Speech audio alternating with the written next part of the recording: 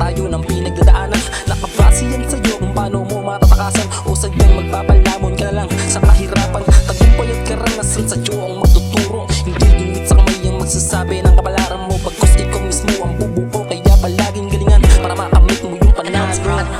Huwag nang pansinin yung mga utak na lang ka, ang mahalaga iyong nagagampanan yung mga plano mo't ideya. Pangatawanan kahit madalas maranasan na mapagtawanan, banat lang kasi sa dulo tayo papalakpakan. Tuloy lang sa pagtakbo, marami mang umarang, huwag kang ihinto kasi hindi mo namamalayo, umaangat ka nung walang tinatapaka ibang tao. Alam mo naman malayo pa rin lalakarin, pero tandaan malayo nga kung saan ko man ang galing. Maglimara ka lang palagi, naglalangan matutupad din mga panalayo. Tuloy lang sa pagtakbo, huwag ka basta-bastang hihinto, kasi sigurado mapapasa mo din yung pangarap mo. Sa biyahe mong matuloy, huwag bigla ang bibitaw sa ruta mong tinahan para di ka maligaw. Nagawa mo man yung gusto mong gawin, huwag mong lilimutin lingunin yung dating ikaw. Sa pagwalay naliligaw, gawin mong gasolina ang inspirasyon, habang masuri mong tinatahak ang destinasyon.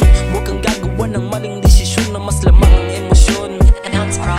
Mas piliin mong bumangon para makaani ng dapuan pa ng grasya. Magbakasakali, huwag matakot na sumubok, ulitin kung magkamali. Aarating ka din sa dulo, huwag ka lang magmadali. Magtiwala sa proseso, sarili panatilihin positibo, utak pagaganahin, huwag ang puso, dahil dyan makakaisa sa'yo yung mga taong mapanuso.